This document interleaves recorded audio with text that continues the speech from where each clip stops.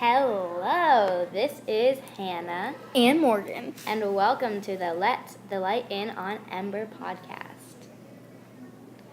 Over this podcast, we will be talking about the book we have read, City of Ember.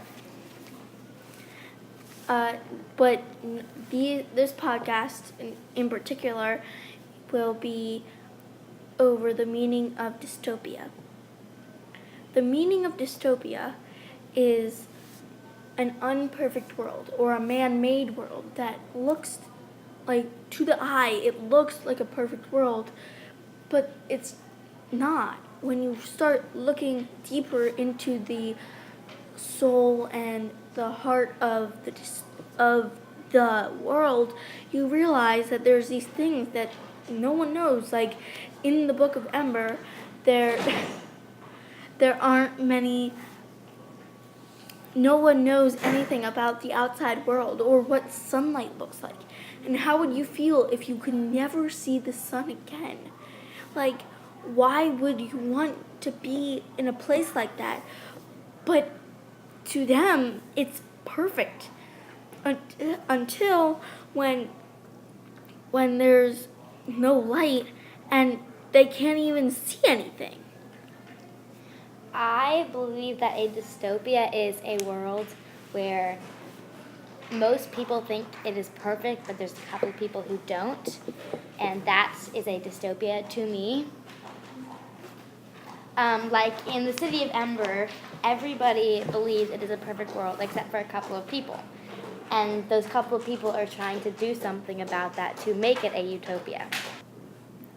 I believe the book City of Ember is a dystopia because in the book City of Ember, everybody believes that it is a utopia except for a few people who think it is a dystopia. The few people that think that it is a dystopia, they have realized that the world is not perfect and that there's flaws in this City of Ember. I disagree with you. I think that there's more than just a couple. I think that all of these people who are believers, they say, quote unquote believers,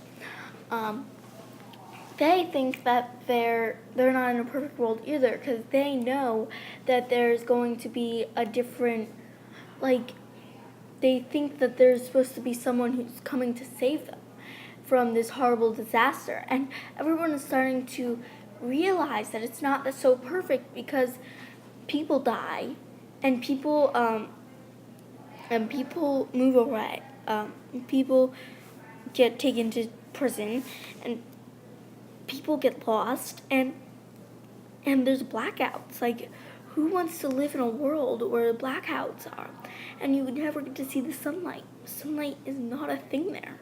And who thinks that there's supposed to be, like, it's just so confusing on how people want to stay there. But then you think about that they can't get out.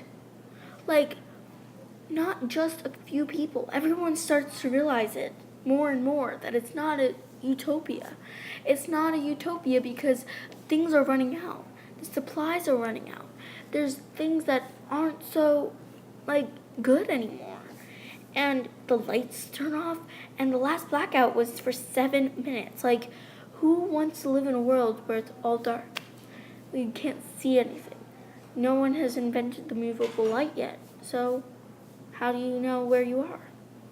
Unfortunately, in this world, nobody really seems like they want to do anything about it. Like a few people, there's a few people that believe that most people believe that it is not a utopia, but a few people actually, like, want to or can do anything about this. And they're not doing anything. Yes. Like the mayor, right? Yes. He knows that it's a dystopia because people have told him, and he knows, but he doesn't want to do anything about it. He doesn't want to live up to saying hey, this is a bad world, we should try to find a way out. But yet he's sitting and eating things that everyone else wants. Yes, the mayor is a big part of this dystopia because he is hoarding all of the lights and food, the things that they don't have that much of. Right. Like he has this big old room and there's no one like near him and it's just horrible. I think we do live in a dystopia because our world is definitely not perfect, but in some people's eyes it is.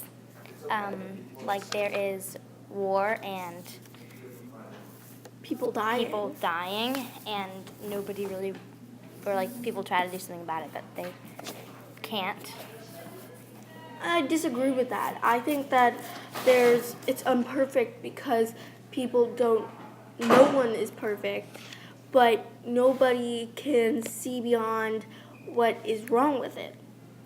So I think that there's nothing like to say or to do with this unperfect world if you can't see beyond what the unperfectness is. Like people will tell themselves that they're not perfect, they can't do it, and then they won't be able to do it ever.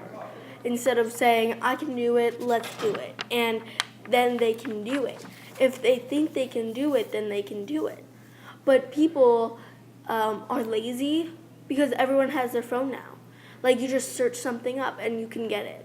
And so no one wants to get up and do something. And I feel like that's what's going to happen when in the future people are just going to sit and do nothing except for play on their phones. Like in the Wall-E movie, this just came to my head. In the Wall-E movie, there's this balloon and everyone in it does not know how to walk. No one knows how to walk. And they're all on their phones. They don't even eat with their hands. They eat from a straw. Like, come on. So there's like this thing where you think that there's enough energy to go around, but yet when you get older, you want to sit and do nothing. And I think that that's a bad thing for the world because then when you do sit and do nothing, nothing good ever comes out of that. Except for maybe getting online friends. Yeah. Your take on it? I sort of agree with you, like in the sense that like people are on their phones and they're too lazy to like do anything about like what's happening in the world. So they know what's happening and like they're completely aware that like our world is not perfect. Yeah, and there's ISIS and terrorism and bombing and Donald Trump. Yeah. So I believe there are people that are trying to do things about it. Like there are a lot of people that are trying to do things about like the bad parts of the world, like you said, like ISIS and bombings and stuff. But like, if everybody got in on this, and I believe that we could make our world more like a utopia. Definitely. And everything would be perfect, but at least we have more perfectness than we do today. Yes. Like, what happens when there's nothing to go wrong? Then no one wants to do anything either. Yeah. Right? Like, now people want to be on top of things, like the news. Like, my mom told me that when she got newspapers or magazines, they were like 97 pages long. And now they're only like 3 pages long because no one can handle that much stuff at once.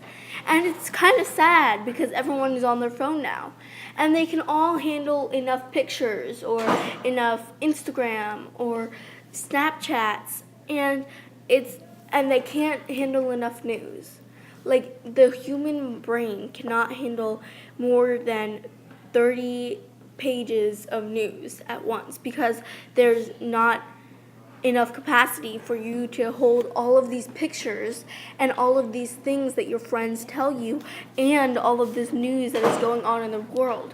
So, as kids, we have nothing to do with what we do to the world yet because we don't have a job, we can't make income. So what we have to do is start making our world better. Like, our world is not so good because there's global warming. And global warming is caused by things like littering and the gas in our cars. Like things like that we can always change because we can always get some exercise and walk to school. Or I mean not everyone, Yeah. but we can all walk to the grocery store. And if you're just going for a little trip, like these things you can walk to, and yet people still want to drive. Yes. And use the gas that they have spent, the money they have spent for gas, and use it against the earth. And I think that's horrible. Yes. Okay, thank you for listening to our first podcast. Stay tuned for more, and we'll be back to you. And remind you that this is Let the Light In on Ember with Hannah and Morgan. Thanks. Have a good day. Bye.